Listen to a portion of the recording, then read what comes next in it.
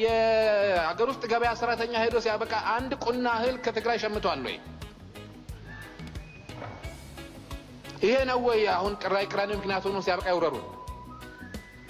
ስለዚህ መረጃችንም ግንዛቤያችንም መንስኤው ምናምኑን በሚገባ ማጤን አለብን። እኔ አይመስለኝም ይሄ በ1930 ዓመተ ምህረት በዚህ ምክንያት ነው የተወጋ ነው ወይ?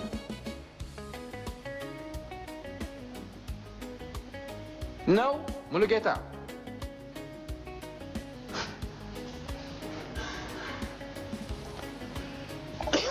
ጓዳና ጻፊ ነው የማቀው የአምራቾች ህብረት ስራ ማህበር በትግራይ ውስጥ ተቋቋመ የለም።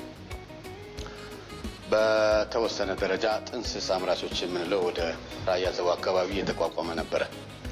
ያም ሆኖ እድገት ደረጃ ላይ ደርሶ ይሄንን ጭቅጭቅና የዚህን ያሁኑን መንስኤ ያመጣ አይመስለኝም።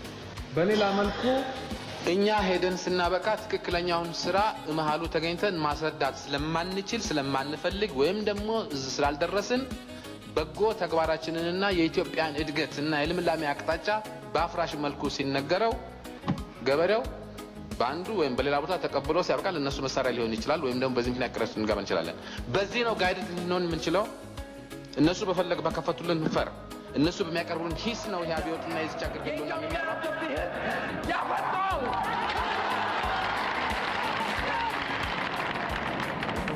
ያለፈው ልጆች ህዝብ